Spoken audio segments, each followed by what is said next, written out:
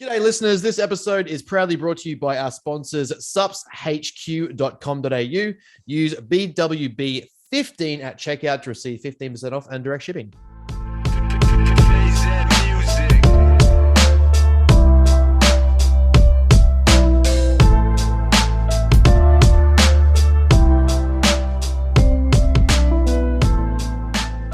G'day, guys and girls. Welcome back to another episode of Bros with Brains, joined by your two favorite pairs. Well, not two pairs. It's just one pair. It's one pair. You fucking mathematician failure. I can read literature, but can't figure out two pair.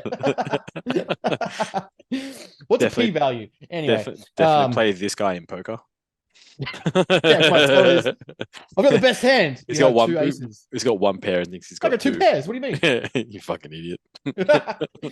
Now, welcome back to another episode, guys. I believe we're crossing the 70s mark now. We're getting fucking up there. We may as well have a full-blown affiliation and contract with YouTube and fucking Spotify at this point. Just retire. Yeah, that's it. We made it. We may as well fucking. I mean, we're not doing one every single day like Rogan, but we may as well. I mean, as long as we can get high. Yeah. We're gonna get high and have retards come on and talk shit. That'd be great. 100%. We should change the direction of the podcast for the next phase and just kind of have like people against us on. That'd be fucking fantastic. Just like absolute debilitating arguments. They're gonna be hilarious.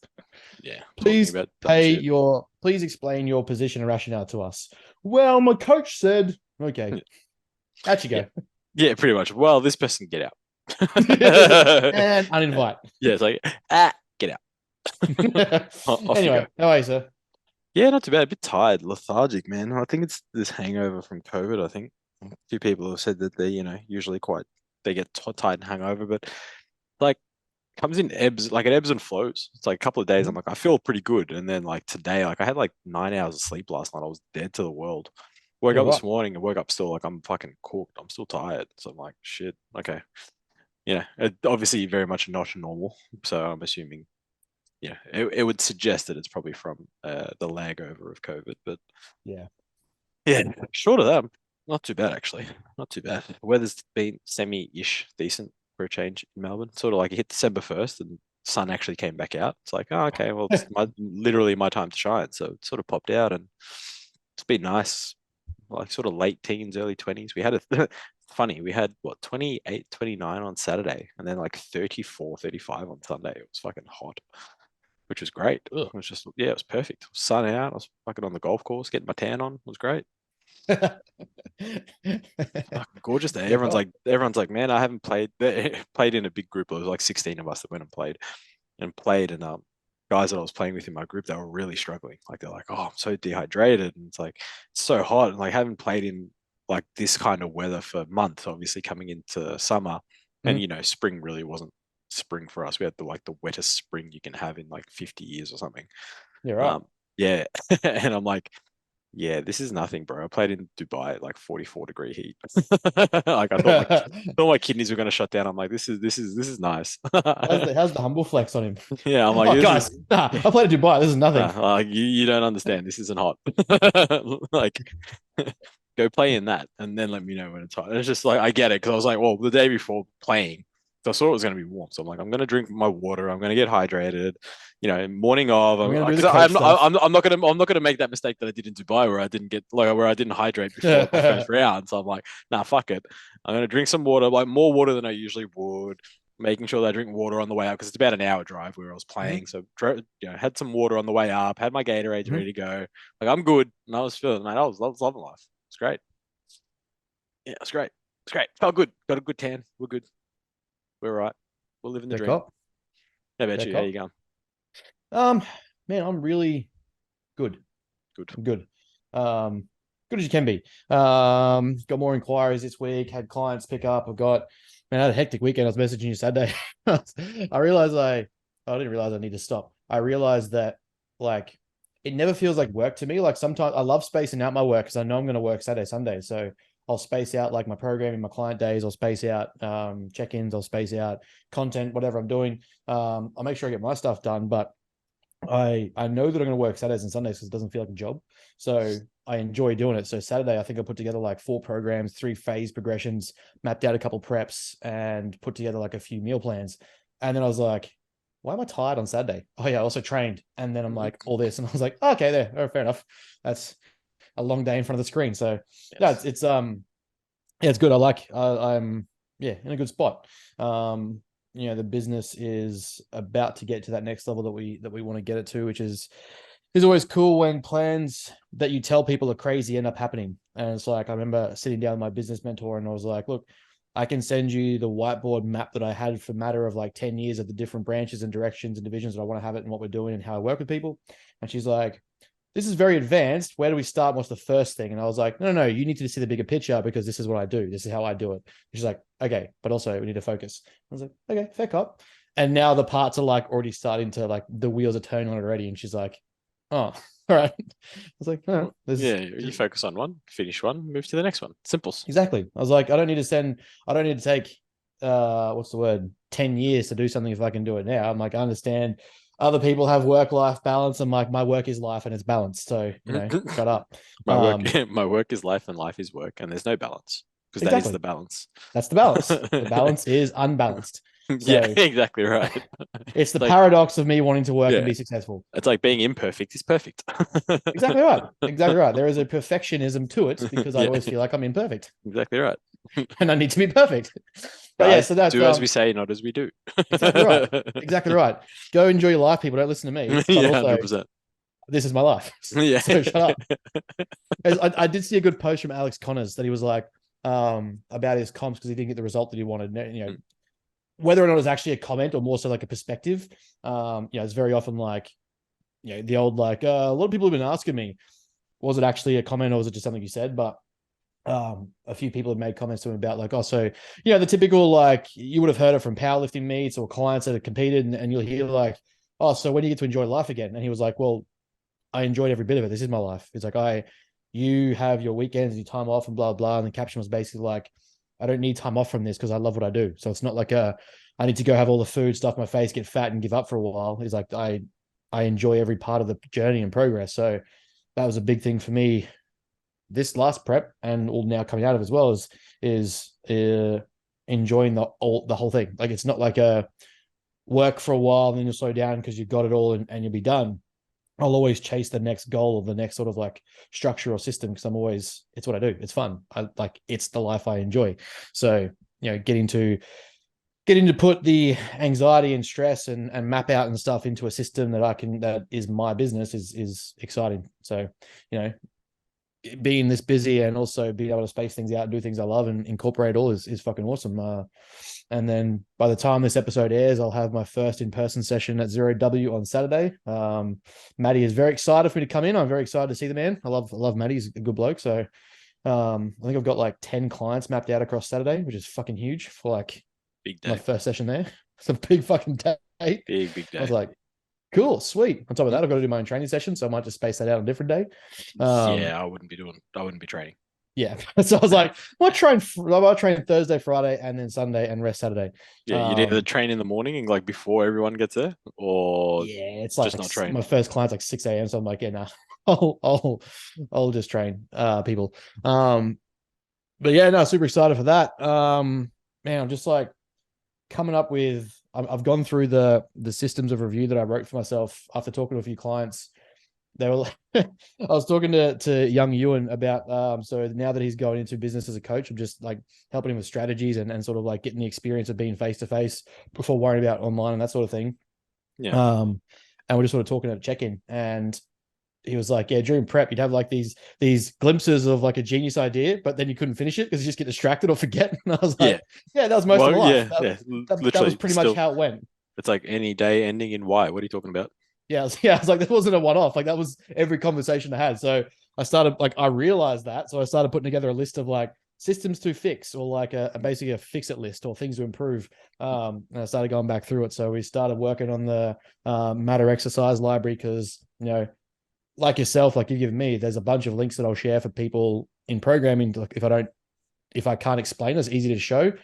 but I also don't like sometimes the way they take like 8 minutes in a video to try and explain it. So I'm like, rather than have that, I just did my own 15-second version. So went to the equipment, got the major stuff done, just trying to explain better versions of like how machines are supposed to work with knee flexion or knee extension or generating stability, like when doing things like lat pull down, like being able to stabilize and brace properly to actually generate force as opposed to just throwing little shit like that it only took 15 seconds, but it's a difference between someone learning from me and someone else. So put that together, and then I've started on what was the other thing we're doing, the recipe book I'm sort of putting together. I was like, having so many people that are like vast differences of like, I want to try this recipe, I want to try this meal, how do we track it? So, or clients that don't want meal plans and clients that are on macros but want to know how to get like different foods in or how to fit more volume or less volume. So I was like, you know what? Instead of having that conversation every single time someone has it, I'm just going to map out how I do food. And then instead of putting measurements like this one is 300 calories, I'll just do, write it out and then say, adjust your measurements based on your tracking or based on, what calories you have. So just little shit like that that's trying to make the system better and not me do less, but be able to do more of what I want to do versus the same repeated conversations. And it's just like, well, all this shit's just optimized so you can see it and do it. So it's still like my service and coaching, I guess. It's just adding another facet. Yeah, exactly right. So, the old ADD Ben is back to energized self and getting shit done. Sorry, you're not allowed to say that. It's 2022. Sorry. Just apologize. Autistic Ben. I mean, special. I mean, fuck, what word? What word can I use? None. Yeah, none. None. You can't use any words anymore. Ben the cat. Identify the cat. So that's gonna be my thing. Your pronouns are handsome and fat. Pretty and fat. So pretty fat. That's rough season. Pretty fat. That's how it's going. How do you go by? What are your pronouns? Well, depends what day. Depends what mood I'm in. Depends if I've fasted or if I had a meal yet. Yeah, it depends if I'm cutting. Am I bloated or is it digested? Yeah. Have I had breakfast or not? Yeah. Do I still have my jawline present or is it all puffy? That'll be my indicator. But yeah, no, that's man. Like I said, shit's in a good place. Like, I'm not saying we're making millions of dollars, but it's the exciting results I'm getting that is making it fun. Like I've got, girls that are coming to me with girls and guys, but previous perceptions of eating disorders. They were told by people, I've definitely got an eating disorder. And I put them in these scenarios and actually start to see that they're in control. And it's like, well, hang on, someone's labeled you this, but your actions now control and your sense of control and behaviors indicate that you actually have more control than you think. And I think someone just like labeled you that because you track food or weighed food, which frustrates me because again, identifying with your label just frustrates me. But being able to have someone who's been told they have eating disorders and disorder behavior, have free meals with a few rigid rules because we know rules are bad, be able to go out with friends, family, enjoy meals, pre-cut, get a last meal they want to enjoy, and not feel an ounce of anxiety, insecurities, restrained behaviors, obsessive compulsion, and be able to say they completely enjoyed it, stop when they wanted to stop, get to the satiety index and sort of feel full enough that they're done, know that they can just walk away and feel good. And I was like, fuck, what? Like, you don't need to overcomplicate or make it a mindset shit and just come up with bullshit terms. It worked. And I was like, there's just a few simple rules. Try it. Tell me if it worked. If it didn't, we modify. Exactly right. And it worked. Fuck, crazy. Who would have thought? Yeah. But yeah, so that's that. And yeah, we've got fucking the boys are all ticking over and working towards preps and comps and stuff now. So I've got fucking 9 people for season B next year, I think it is, which is fucking nuts. So I'm like, big month. Yeah. I was like, cool. So between September and October, don't talk to me. Yeah, just nobody talk to me ever again. Yep, pretty much. But yeah, that's where we are. I'm in a good place. We're finally getting back to some training volume. I actually feel some intensity in my training again. I'm borderline feeling sick with supersets, so it's having some fun and 4 sessions a week, feeling good. Check-ins are going up, and I'm holding myself accountable on social. So, but yeah, pretty much where I am. I like it. Simples.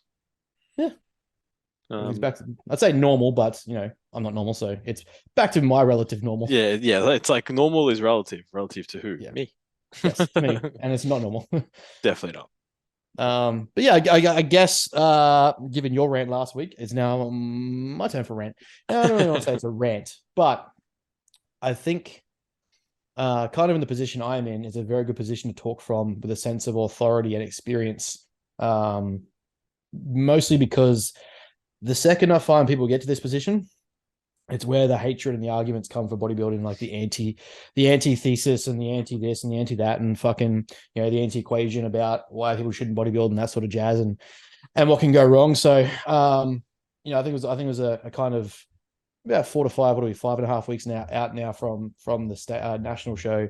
Yeah. It's kind of a relatively good position to explain kind of what's happened and kind of where the head goes. Because like I'll be the first to lie if I don't say I'm the one that Sorry, I would be lying if I didn't say I was the one that's noticed my fat gain more than anyone else.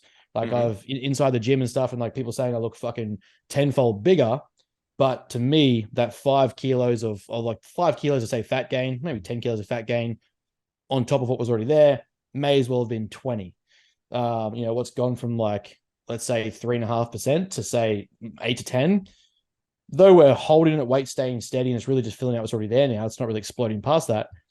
That jump from like 3% body fat, the leanest I've ever been in my life, the best condition I've ever had, the slug that you have to go through to get there, to then be only like, let's say that cut took me 4 weeks of a recomp phase into 20 weeks of a dieting phase with a couple of diet breaks in there, refeeds.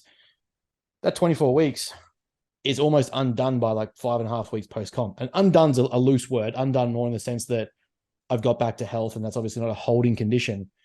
I think the issue lies in, well, the few issues. Firstly, I'm the first one to say that a stage look is not healthy. A stage look is not something we keep or try and work towards.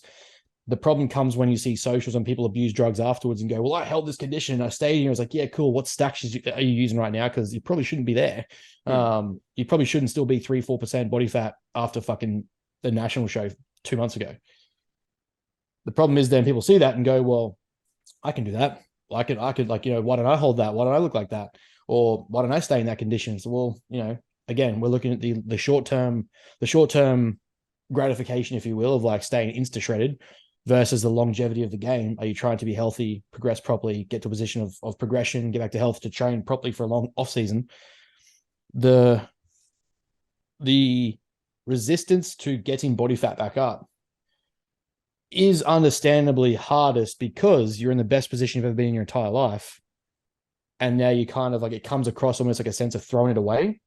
Though we know it's not throwing away, and that's probably a bad term to use, it is hard to accept if you aren't prepared for it, because you've just spent 24 weeks of grueling work to get to that position. And now you're like, well, I've got to come out of that and get back to normal. And it becomes pretty hard to look. Like you look at yourself in the mirror, and I'll be the first to say that I'm the one who noticed my fat spots. I'm the first person that will notice where my love handles fill out and my lower stomach fills out, because we know it was the last place to come off. It's the first place to go back on. But also, I'm not then the first one to acknowledge that my shoulders are still round, my chest is still full, my back still gets a pump, I got veins in my lats, I get veins in my shoulders and arms. So these things, like I have to stop and actually reflect on it and go, well, they're still there. It's just that I'm seeing that bit. I've still got fucking veins in my quads I barely even had on stage. But it's that, like, being your own worst critic. I see the conversation in my head. And the main reason why I wanted to bring it up is because, well, I literally study psych. So if I'm of all people noticing it and I'm prepared for it, it's very, very likely that people who go into comps for the wrong reason don't have a psych as a coach or a potential like mindset coach as a coach. I'll never call myself that again. If you don't have that available to you, the first thing you're going to do is, start to associate then that your look is over, or you don't feel as good, or you're a piece of shit now because you're fat and you've gotten fatter, though you didn't have a good coach to explain to you why you needed to be. You've seen all these other people hold their condition because they're abusing drugs. Now, all of a sudden, you've got, this associated expectation that I should still be shredded, or that I should still look like I did on stage. And now you've got to come to the realization that 20 weeks of work was for one day, not for fucking 6 weeks or 8 weeks or 10 weeks. And now all of a sudden you end up with an associated image response that is going to be associated to whether you feel good or bad. And now you've got body image issues. And now you're starting to blame bodybuilding with the consequence that it made me this lean, and now I'm associating something with how I look. Reality is it's all about how you look, but it was for one day. We just then see the people, people still shredded, and I'm tight. I'm still definitely tight. My waist is barely filled out. It's just that it's softer. Yeah, my thing to that would be, wouldn't you be trying to measure what your body weight looks like now and what you look like at this current body weight previously. Yes.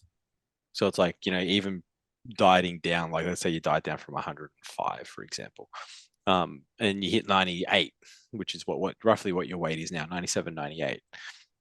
What did you look like dieting down? And when you hit 97, 98, and what do you look like now going up to 97, 98? I Oh, imagine they're 100%. two very Very, different very. looks.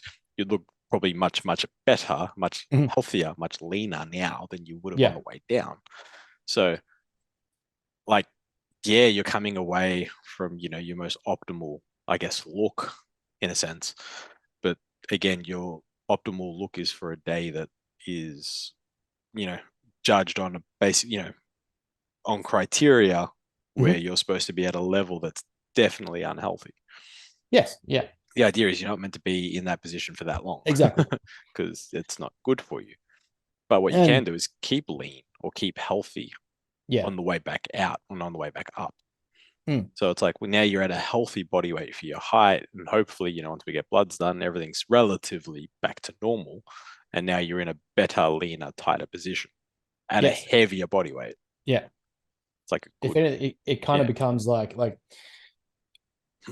all these rationales make sense. It's the obviously when we're speaking about the body association, it's purely an emotional response, right? Like the conversation isn't coming from a logical position. It's purely that I hate the way this part looks. And to a degree, I think it's perfectly fine because we're bodybuilders. So having parts you don't like or identifying problem spots is fine. The issue would obviously be where you fixate and get hooked on it. And then you start to associate whether you're a good or bad person or you have value or merit based on whether that fat's there or not. And I think obviously, if I can identify it and I can see it myself, and we still have plenty of plans and stuff to adjust, like let's be very clear, and I rarely talk about this. My supplementation is at the lowest it's ever been at this weight. It's almost like my new hold point now is just under the triple digits, but at a condition and a weight and a size that like this is really like a springboard point. This is probably the point that I'll jump off from at at the start of a growth block, considering we're like 5 weeks. So, we plan 6 to 8 weeks to be the health phase. I have 2 years before I even want to contemplate competing again, give or take my rate of growth and response. So this is really just a jump off point for the next 6 months, provided I stay tightish. And let's be honest about it. If I can hold this on next to nothing except getting back to training intensity, decent cardio, staying accountable to my food and check-ins, then reintroducing supplementation is going to be a pretty good bounce off point. well, that's just it. You're coming back from a better position. Yeah. Like everything is better. I'm having this with one of my Yeah. clients that we've gone through a cut. We're going to a growth phase, and he's coming in at 95, and he's 95 kg, and he'd be between 10 and 12% body fat, if that. Yeah. He's stupidly lean. Don't Yeah. get me wrong, this guy's got like great genetics. Like, don't get me wrong, he is blessed. Mm. Not blessed in the calf department. So probably why I'm his coach. No one Makes is. makes the most sense. Like, I calves, but that's fine. I understand that. But like he is in stupid shape coming up on the way back up. And it's like Mm. his objective data is phenomenal. It's like his Yeah. blood pressure is perfect, his resting heart rate's perfect, his blood Mhm. glucose is perfect. The thing is what makes it perfect is also his sleep is really fucking good. He averages 8 to 9 hours a night. Like Mhm. he trains hard, he eats well, like Mhm. but he's just in such a good position to then come back up in a growth phase. So it's like I don't think we even pushed 100 in his growth phase last time. I think we got to like 90, or we might have got to like 101, maybe. Yeah. Or we brought him down to like 93, 92. Oh no, Mhm. yeah, maybe 92, 91. And now he's 4 kilos up. And the first 3 kilos would be obviously intramuscular fill Yeah. because he's still, lean as shit. But now he's 95 and he's just adding 300 to 500 grams a week. Yeah. So it's all the rate of progression is that we're looking for. And I'm like, dude, if you're adding if you add 300 grams a week, you're putting on nearly a kilo, we'll say a month. If you were to Mhm. do a growth phase for 12 months, it's 12 kilos in a year. Like, what more do you want? Yeah. And that's keeping body fat, maybe sub 15. Like, Yeah. I can't do much more than that, bro. I can't give you much more than that. But it's like, that's the thing. You're in a better position. That's why when we compare weights, so it's like you're comparing from an emotional standpoint, your optimal look, but your optimal look isn't optimal. Yes. You know what I mean? It's Yeah. aesthetically optimal. It's not physiologically optimal. Yeah, 100%. Like, yeah, like, okay, you think you look good, now go do a workout. Yeah. Yeah. Like imagine on comp day, it's like, bro, go do a heavy hack session. Like, Man, we were but like, taxed. We were taxed yeah, into a pump up. yeah, you know what I Yeah. mean? It's like, yeah, so Yeah. you have this emotional tie to the way you look, but it's like, well, logically, and you know that that is just literally a byproduct of, you know, how you think you look now. And Yeah. you'll always be your worst critic, don't get me wrong. But it's like right now, if you were to post a photo up on Instagram, like, oh, look, 97, you know, full, people are going to be like, bruh, what the fuck? Like, you look sick.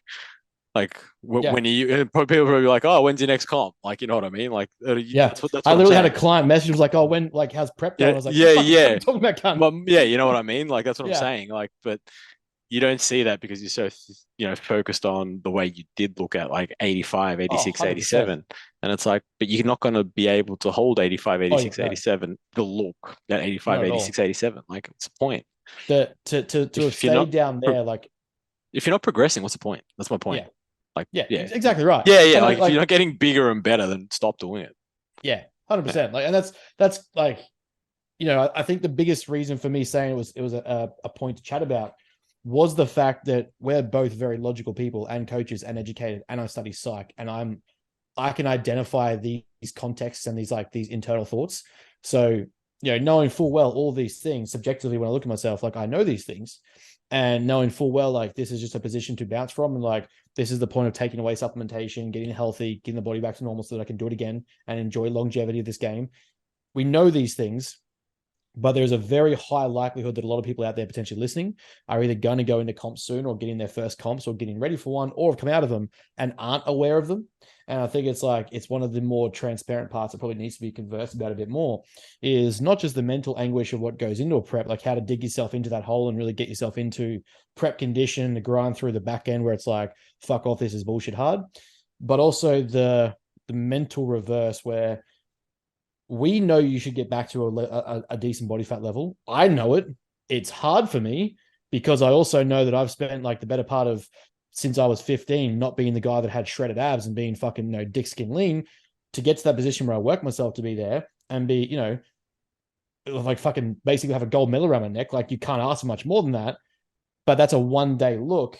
I know I've got to reverse out of that. We've got people who potentially just think of like, here's the end goal. And you've got coaches who just say, well, here's show day. We're finished paying. See you later. Yeah.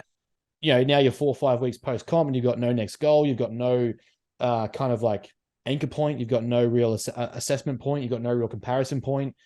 So it's important to, I guess, realize or understand if you're going into this, it's not just the grind into the show that's mentally draining. It's also, you know, you're going to see changes in yourself that you spent 20, 40, 50 weeks, depending if you're natty or enhanced or what your coach's practices are, getting rid of. And now they've got to come back for you to grow again. So it's like, you know, everyone sort of looks at prep as bodybuilding, but there's this part of it that's bodybuilding too. And it's like, you know, it's one of the main reasons why one of my questions with clients each week in the check-in is what's a non-appearance related win? I have to find that myself as well every week, right? You know, I go on the podcast talking about the wins of the business because then if I don't, it just becomes, well, I feel fatter. Yeah. But I know that I'm fatter because it's to be healthier. But at the same time, I was just state level champion lean and now I'm fatter. Yeah, so like your fat is for a purpose. Yeah, exactly right. But if you don't have that purpose or Yeah, someone yeah, explain that to exactly you, right. it's like, Yeah. well, now you're a fat fuck. Yeah. Yeah, Fucking yeah. get up, go away. Go Yeah, back. I mean, go back to we posting could the photos where you're shredded. we can solve this problem. Just do the AI thing that everyone's now doing on Instagram. Oh no, what's what? Haven't you seen the photos that people are putting up, or the like AI? Oh, sorry. I thought you meant like No, not AI. No, not AI. I was like, what? I mean, that'd work too, but no. We got fucking post comp fucking cunts running AIs. Yeah, 100% do that too. But Yeah, the all of them. AI, what is it, Lenza or something? Everyone's fucking Oh, getting doing their their fucking photos. cartoon characters. Yeah. Yeah, and it's funny how like all the guys, if you have a beard, everyone looks the same. Yeah. I saw Every guy Chris's looks and the I was like, same. Yeah, I all saw look the Chris's same. and I was like, oh man, yours is very blessing you in the bulging department. Yeah, yeah, they all look. Or it's just funny because obviously I follow like a lot of powerlifters and they're all doing it, and everyone looks the same. If you have a beard like Bald, mine, massive traps well, beard. yeah, that, or if you've got a beard like mine and like just like a bit of a faded haircut, which is like everyone seems to have a faded haircut these days. Yeah. Everyone genuinely looks the same. It's fucking Yeah. hilarious. Like everyone's got like they show depending on the photo, like chest, traps, or shoulders, and then Yeah. same hairstyle, same beard, and everyone's got Yeah. blue eyes apparently. Like it's fucking hilarious. I'm Kenya level tan and my melanin levels are that high, but also got Yeah, blue eyes. yeah, 100%. It's fucking hilarious to see. But anyway, Yeah, I just thought it'd be like it's not like a holy shit, Ben's gonna kill himself moment. It's just more so being transparent and open about it. I realized last week that I had people message our chat about how I don't know they felt it, I guess, connected with it, if you will. So, coming out of show, I know there's a few listeners that were going through their own natty seasons and stuff like that. So, it's no doubt going to be present for other people. Just make sure that, I guess, as a takeaway, if you are going through that sort of situation, the reverse outs for a reason, increasing body fats for a reason. Your body has a predisposition or propensity to store in certain places. It's just how you are genetically. There's going to be predisposed positions. We can work them down as much as possible and reduce fat cells as much as we can, but eventually they will fill back up. So, there's going to be soft spots and weaker spots and spots that still look good. So just make sure that you are understanding that it is for a reason and it is to get back to optimal health so that you can grow. So the next time you're on stage, it doesn't look shit and you've made progress.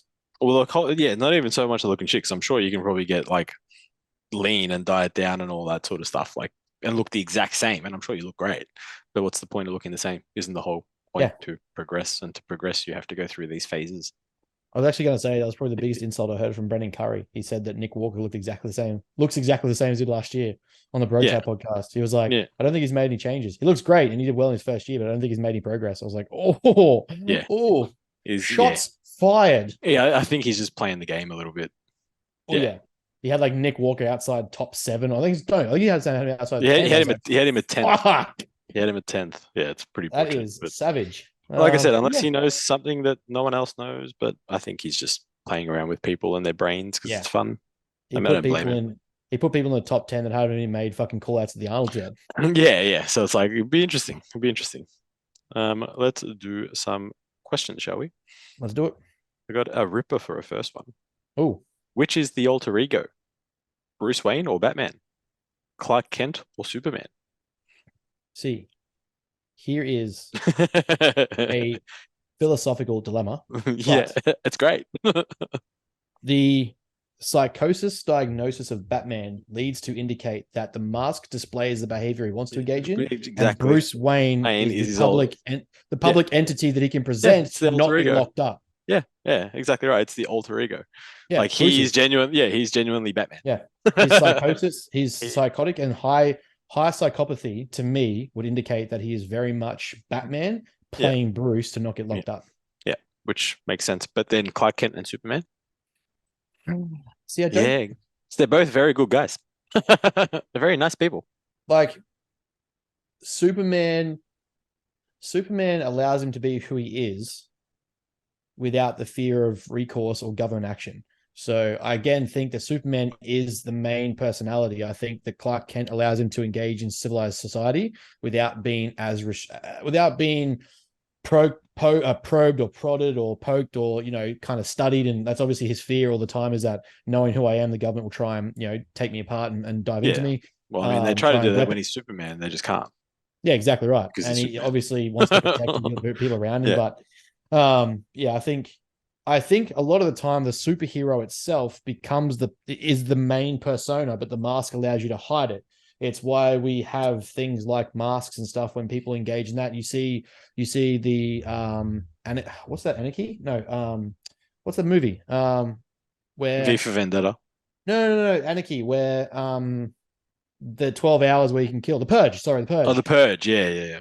That once that ruling is taken and civilized society goes away and law and restraint goes away, their primal urges come out and who they are as people is shown. So I think very much the masks or the superhero mantra allows them to be who they actually are, and then their social persona becomes a alter ego. Yep, fair. So basically, the mask. Yeah, Is it's actually what it's. Yeah. The mask allows them to be who they are, but under Yeah. the mask is who they want to be. What else we got on here?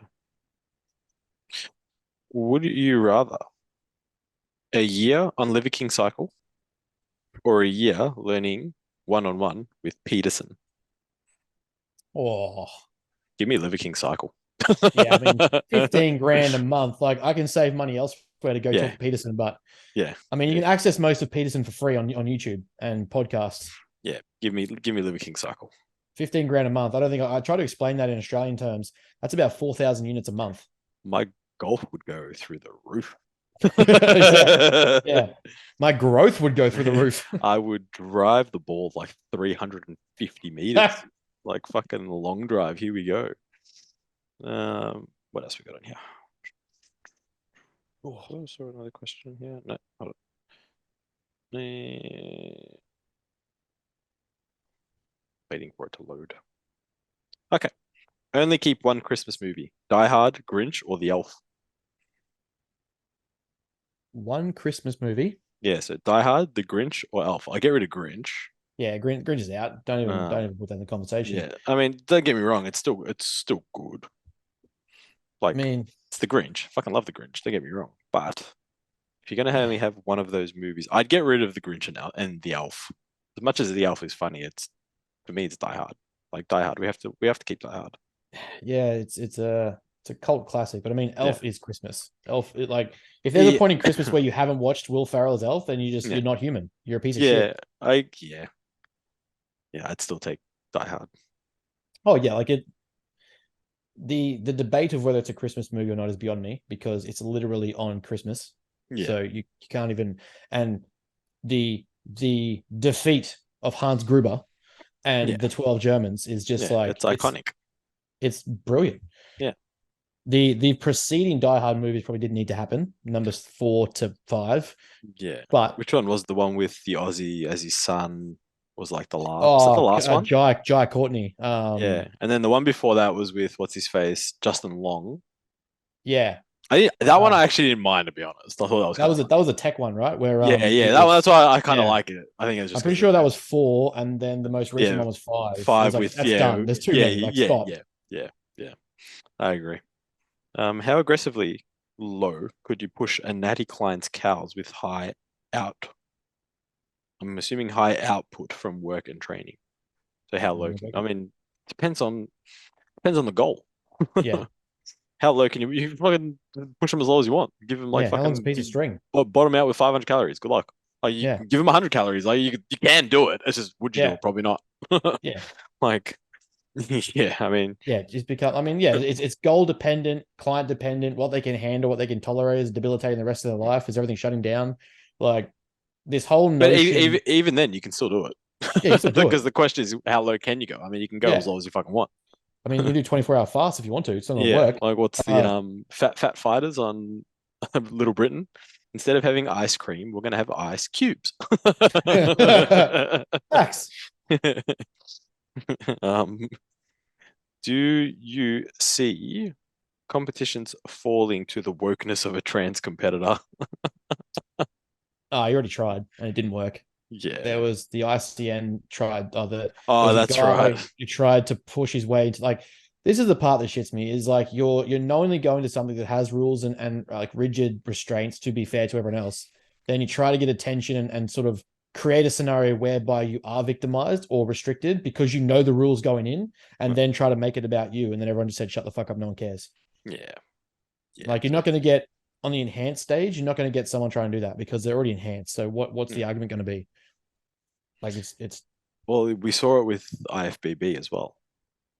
Did they? The dude that competed in, what did he compete in? Bodybuilding, female bodybuilding or whatever. Oh yes, yeah. Anyway. Yeah. I mean, it hasn't taken off, so obviously they've tried it elsewhere. But the person came first, I think, in States. Yeah, they did. Yeah. Anyway, but no one else want to do it. Like usually in those situations, it takes off and everyone starts to do it. But I don't think it's going to fall. No, I don't think it's going to do much. If you could run a fully funded study on absolutely everything, what's it going to be? So I'm assuming that means on absolutely anything. Yeah, I was going to say on everything. That's a big fucking study. Yeah. The theory of everything. Yeah, It all what would I? sucks. Well, yeah, standard.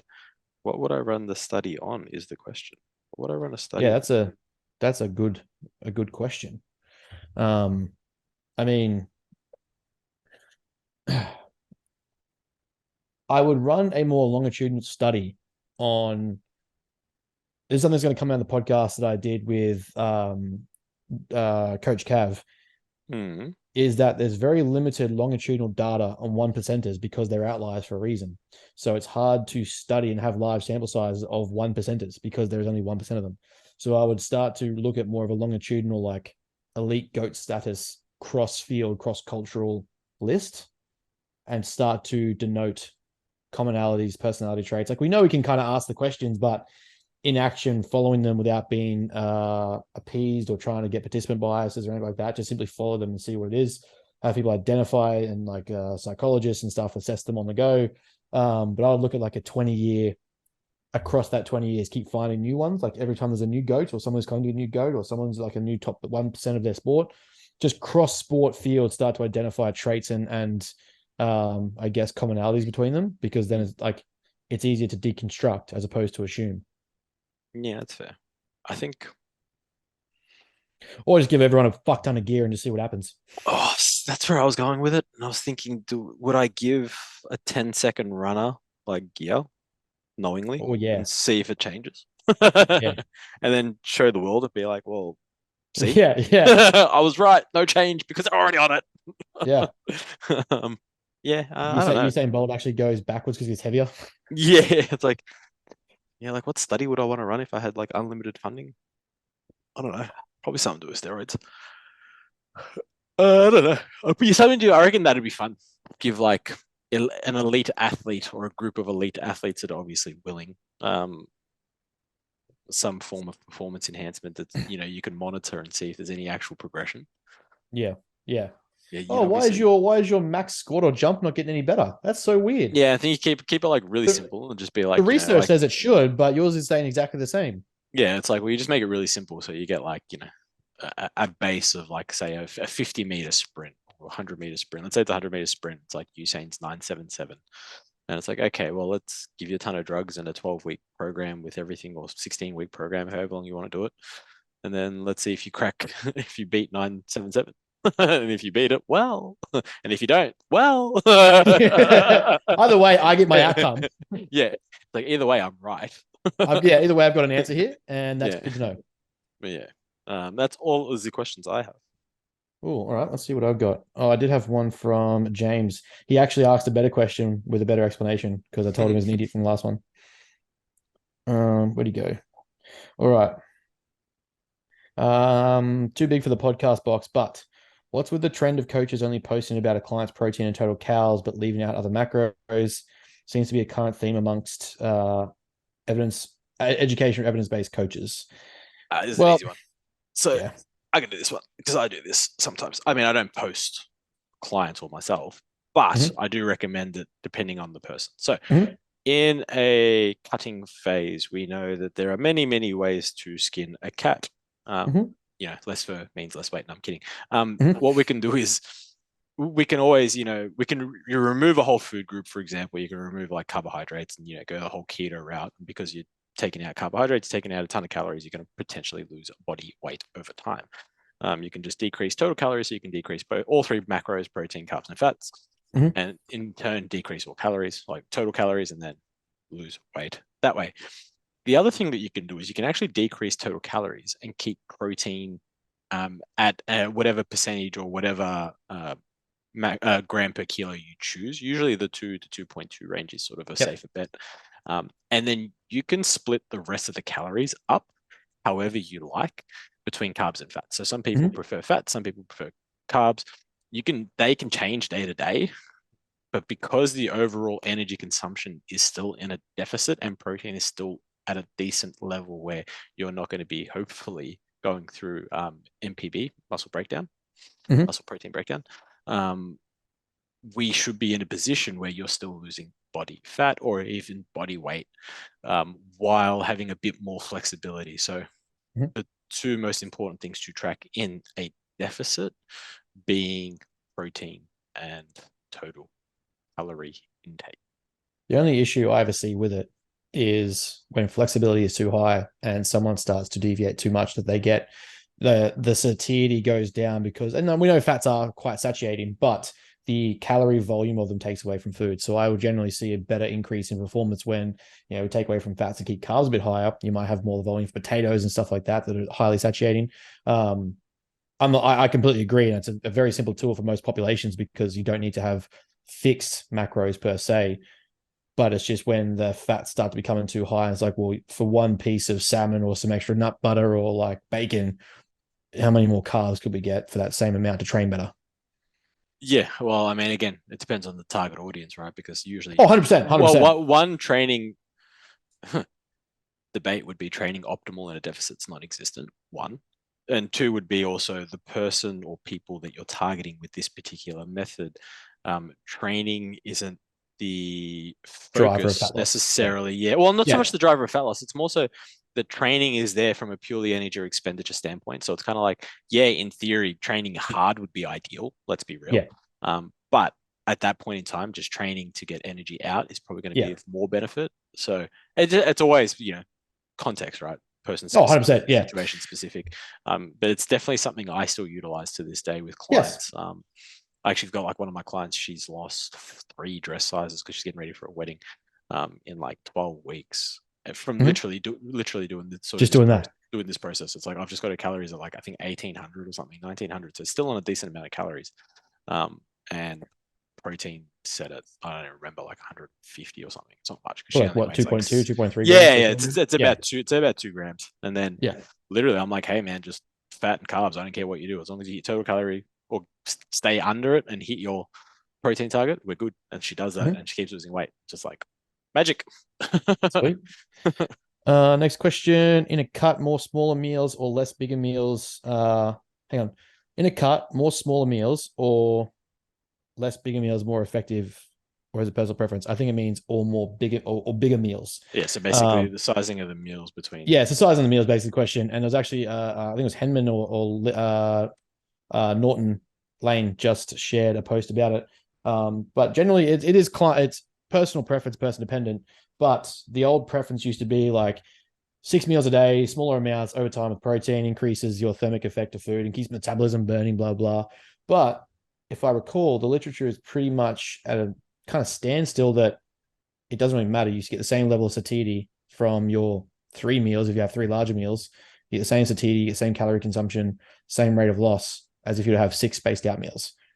It's kind of becomes personal preference and client dependent as to how you structure it. Well, yeah, I mean, usually the smaller meals in a deficit usually would make you feel, would give you the implications, would give you the feeling of being less hungry because you're eating more frequently. Now, the difference is like, what's that degree or severity of hunger, right? Because you can still, when you're really hungry and you eat a little bit of food, you're still hungry. Like, doesn't change. So that's why the more frequent meals. And then on the reverse, in a growth phase, it's just easy to get more calories in by eating more meals. No shit. Yes. Instead of having 3 meals and trying to get like, 3,000 calories in per meal. Much easier to spread that over 6 meals or 7 meals, or whatever it is. So sort of work hand in hand. It's for its purpose. But is there one better than the other? No. Yeah, no. There is not one better than the other. I personally, I've tried, when it comes to dieting, I've tried, the most common methods of dieting, in that where you have like 3 meals, 5 meals, 6 meals. I actually prefer 2. When I'm dieting down, especially just like, give me 2 to 3 big fuck off meals. Honestly, give me 2 meals. Like I will wake up at 5 and I'll go through till midday, if not 1 p.m. without food. I can do that. I'm fairly fortunate, I guess, in that sense. Couple of coffees and I'm good. And it's like, well, I get to my first meal and I eat, and that usually keeps me pretty good till 4 o'clock, 5 o'clock. And then usually by then I'm still doing work, or if I'm on the gym floor or whatever, I don't finish till 7:30. So it's like, well, I'm going through till nighttime. As soon as I get home, I eat and look, well, I got to go to bed because it's late. So it works perfectly for me in that aspect. So, but again, person dependent, right? What works for me may not work for something else. I was very similar in prep. I was the back end where I just rather have 3 fuller meals, and know that I can make them voluminous as fuck. and still hit like my 150, 200 carbs and just make them very large. A kilo of Spud Lights, 88 carbs and like 20 protein. Have that in Yeah. one fucking meal, and you still got 100 grams of carbs and 180 grams of protein left to eat. So I was like, bruh, why not? Yeah. Yeah, so I'm very similar. I'd rather be full for a couple of meals, still have volume to train because I can train fasted. I know that I can always train hard fasted, take stims, and then just get back to a meal later on. But yeah, I agree. Yeah. What's better for you? Better for you? Coffee with milk, no sugar, or coffee with sugar and no milk? Well, again, I would think it's goal dependent, but I mean, Look, sugar adds flavor, but this is milk adds a lot more calories. the problem. You're speaking to an Italian. If you put milk in your coffee, you're a child. Fuck, I Fair. can't stand it. I like my coffee like I like my penis. Yeah, milky. Bong and Yeah. Yeah. I don't drink coffee with milk ever. I've neither do always, I. yeah, I've always only have ever had black coffee, and traditionally, um, coffee with milk was usually so. Most social events in like European culture, you'll have a coffee after you eat. Like, so you always Yeah, have like a family event. You always sit down, you eat, you have a coffee afterwards. And kids would always want to get in on having coffee. So what the adults would do is they'd put a little bit of coffee and put milk in it to basically make it weaker and make it a yeah. bit easier to drink. So then the kids feel like that they're, hanging with the Part of the adults. context. Yeah, hanging with the adults and having Yeah, their coffee. And then now you sell it for $5.50 and call it a cafe latte. And you're like, fuck, bro, what's wrong with you? Get a double shot, a triple shot. If you're going to put a little bit of sugar in there for a little bit of taste, go for it and you sweet it. that's fair. Yeah, that's how I roll. You're not allowed to squat for the rest of your life, but you can overhead or box jump. Which one are you picking? Overhead, as in Overhead. overhead press or overhead squat. Just says overhead. So I'm going to say that squat is the context. We're going to say overhead squat. But then I can't squat. So how does that work? Okay, so you can overhead, like you can overhead what? Let's just say overhead press. Otherwise, if Okay, the so context is I can't so I squat, could then overhead. Well, I mean, yeah, but hold on. He's got overhead press or box jump. yeah, I'm that's a gonna weird one. overhead press. Yeah, they don't do the same thing. So I'm gonna overhead press over box jump because fuck box Yeah, jumps. yeah. Well, the fuck am I doing box jumps? Yeah, so you can't squat, but you can overhead. That's what I was saying. Is it overhead squat or box jumps? Because at least they're both Hmm. sort of lower body movements. And I'd overhead squat if that was the case. Yeah. Either way, I'm picking overhead. Yeah, simple. Um. All right. Would you rather have a spider in your shoe or a spider in your toilet?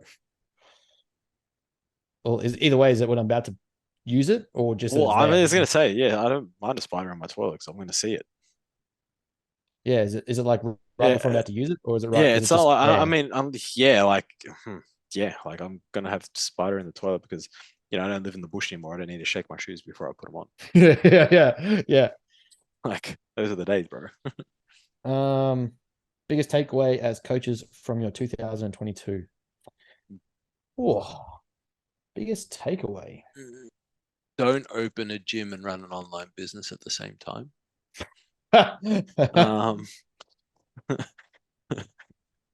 Um, being very strenuous. I think the biggest takeaway, or one of the biggest takeaways, is the polarization of this game and how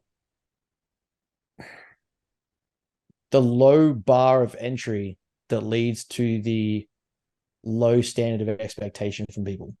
The what I consider my bare minimum, and this isn't a brag or anything, it's just literally takeaways from consults of check-ins and catch-ups. What I'm considering the bare minimum that I think I need to update is being complimented on as being top tier. And that to me is not a reflection of my business, but more a disappointing level in this game of what's expected from clients. Like obviously we set a high bar and say I want the clients to be so overwhelmed by what's there, but at the same time, the basic stuff is being looked at as passable. That to me is just the bare minimum. And it's kind of like if you want to, you can kind of very easily scrape by in this game doing it the littlest amount possible and still get paid for it.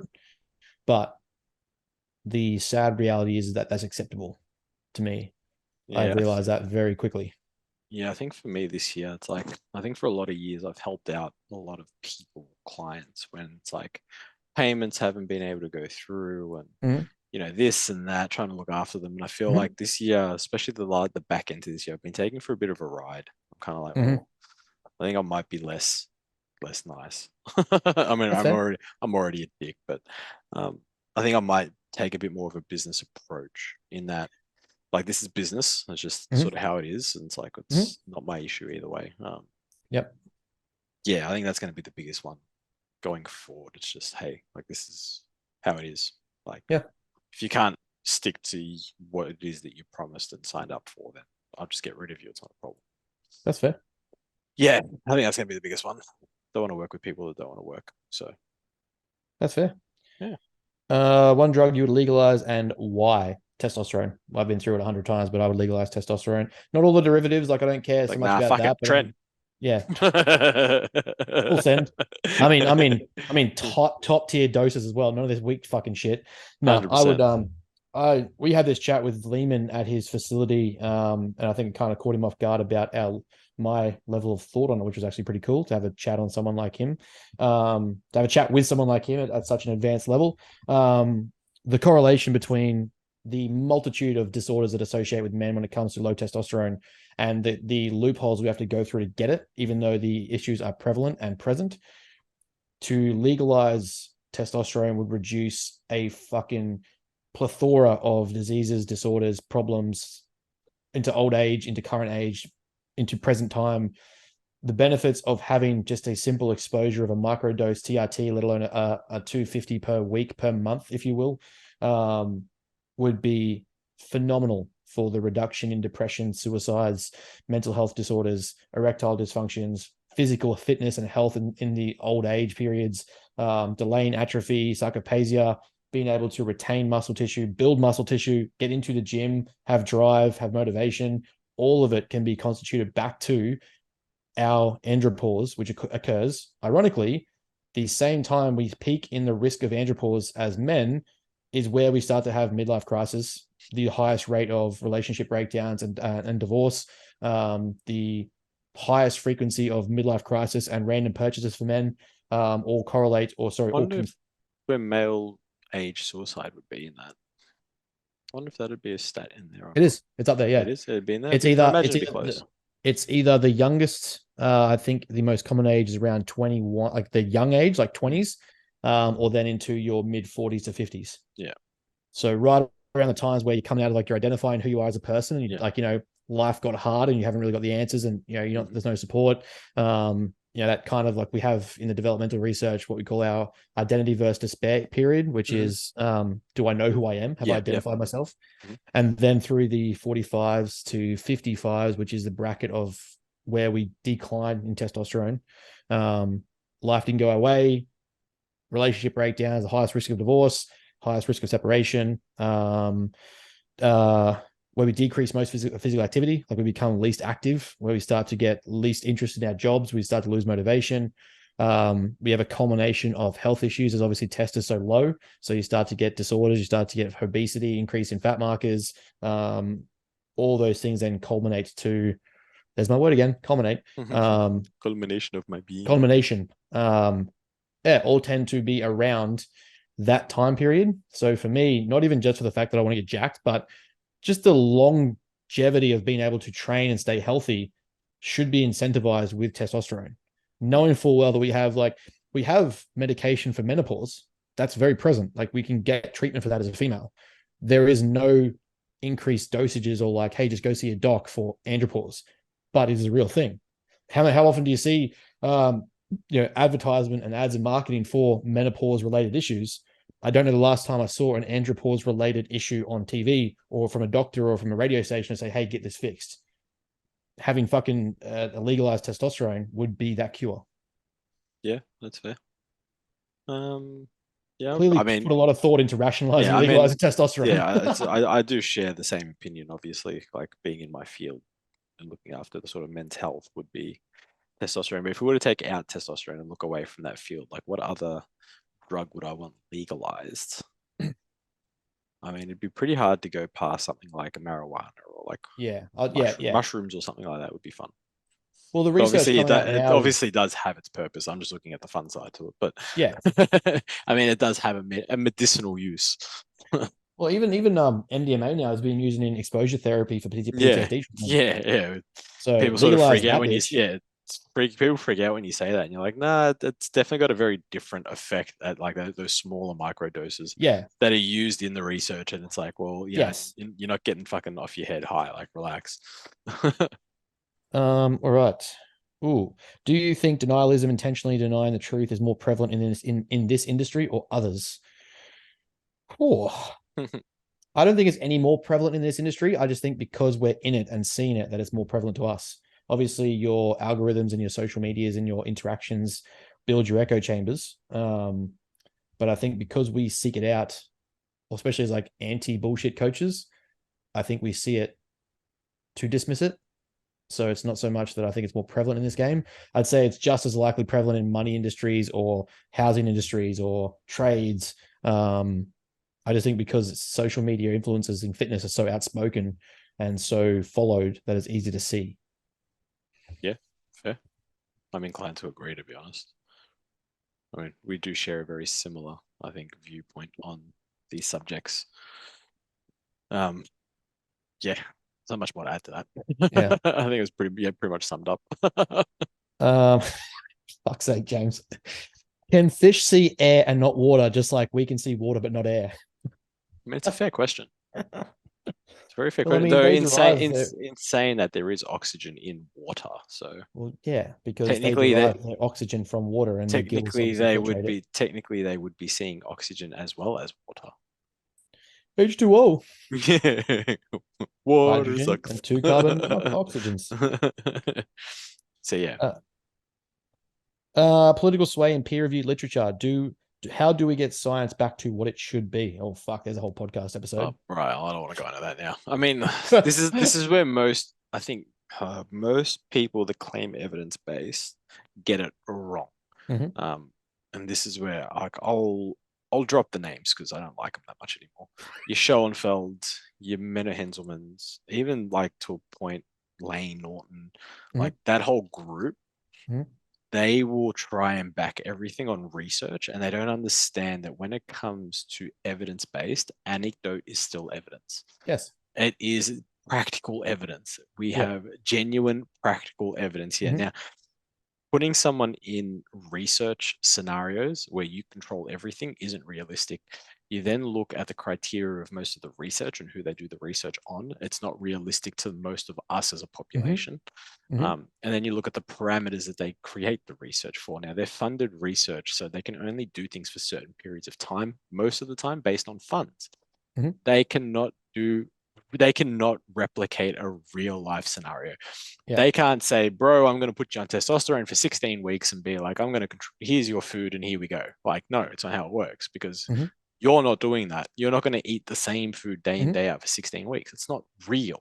Mhm. So, and then never mind, the participants that they use are like either Mhm. non-trained, elderly, like all these people that just do not apply. Mhm. So, how do you get research back to where it was? You start acknowledging that anecdote is a real thing, first and Yeah. foremost. That, you know, we do have these people that are able to say, well, that worked and that worked for 1,000 people. So I'm probably going to keep rolling with it. I don't know how it worked. I don't know why it worked, Yeah. but I know that it did work because I got 1,000 results to prove Yeah. that. And then you let the science catch up. And I guess that's where that whole bro science versus actual research Well, that's science that's where the whole argument debacle in any comes in. field Yeah. comes in, where it's like absence of evidence isn't evidence for its absence. Like, just because the data hasn't been conducted or studied doesn't mean there isn't anything there. I mean, if we spent all that time only doing the things that were studied, well, then nothing would be studied because we wouldn't know where we're looking. The whole point is that we found a problem or an absence of an answer that we want to solve, right? Like, that becomes the new truth, or the new reality is that we now understand this bit.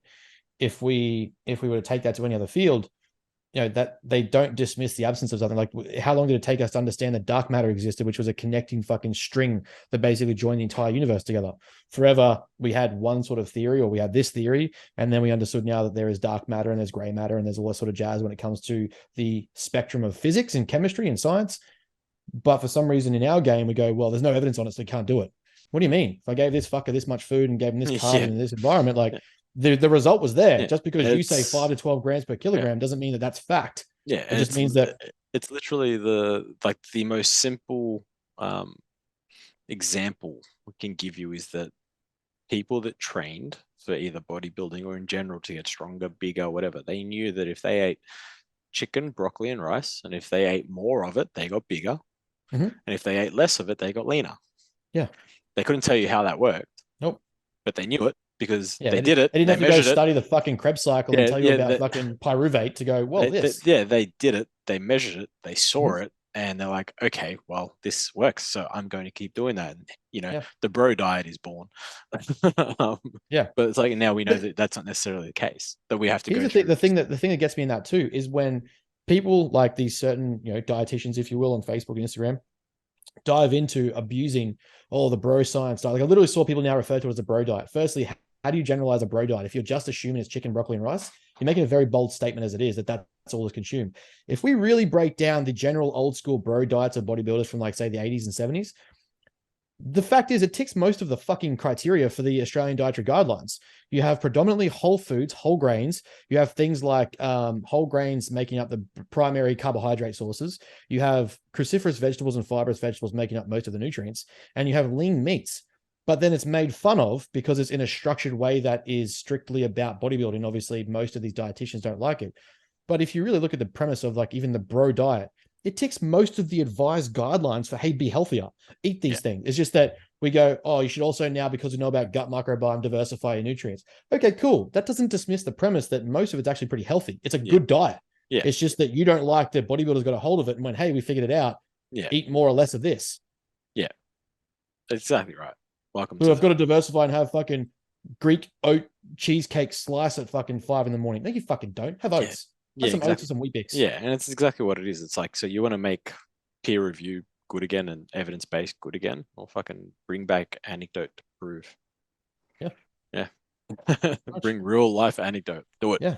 Take it into, at least consider into account. Do you think Jordan had all the science as to why he was fucking good? No, but you can break it down and ask and figure it out. Yeah, don't put them in rats because no one cares about rats. Rats don't apply to us.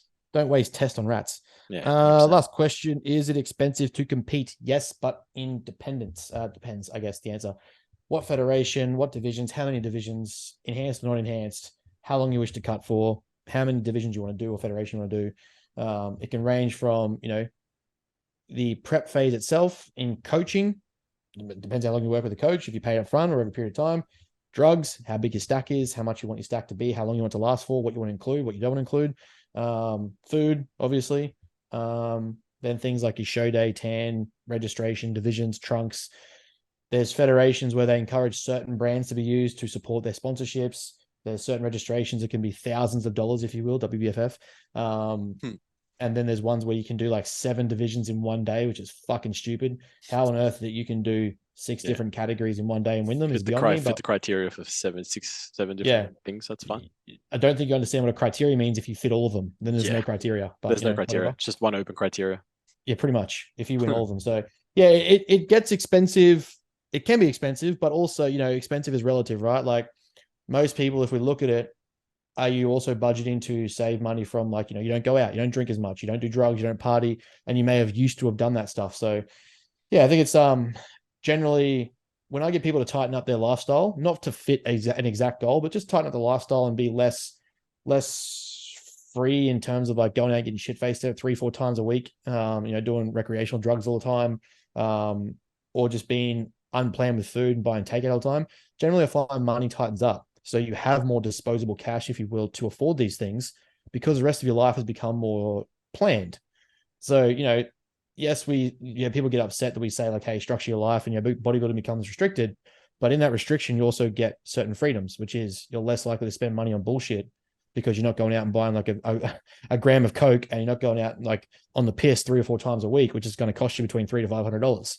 Yeah. So it's all relative, but the concept itself over the 20 to 40 to 60 weeks, sure, it's pricey, but in contrast to what, if you will, like what's the comparison to? Yeah, exactly. Well, yeah, what are you comparing that price to? Yeah.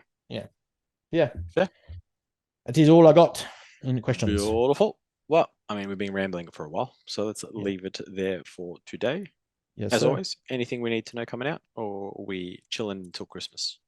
No, just the stuff we talked about at the start that is on its way out. We'll be finishing that stuff off relatively quickly. And yeah, I'll be I'll be doing my first client face-to-face session this Saturday. And then I'll be opening up, I think I'm going to look at doing a public day as well. So I'll do more of like a free session one just to get people in and just smash them and sort of, get into the gym with I want to say a decent coach. And I'll just kind of open up that way. So yeah, first in-person session will be all client-based this Saturday. And then I'll look at another one for open to public after that. Beautiful. Yeah, Well, that's pretty much us for the year. But obviously we'll chat before then, but yeah, I can't imagine too much happening before sort of Christmas, New Year. So we'll wind it up and get ready for a big 2023, hopefully. yes, sir. All right, ladies and gentlemen, as always, thank you for tuning in. Any questions, concerns, put them in the concern box that goes out on a Wednesday morning on any of the 3 platforms that we have. Yes, as sir. always, thank you for tuning in and Thanks, guys.